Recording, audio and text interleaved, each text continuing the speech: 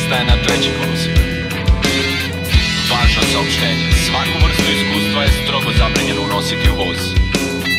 U slučaju kršenja ovog pravila sami snosite posledice.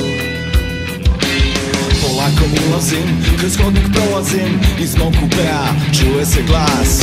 Zove me imenom, doziva razlogom, hajde sedi, opusti se kraj nas.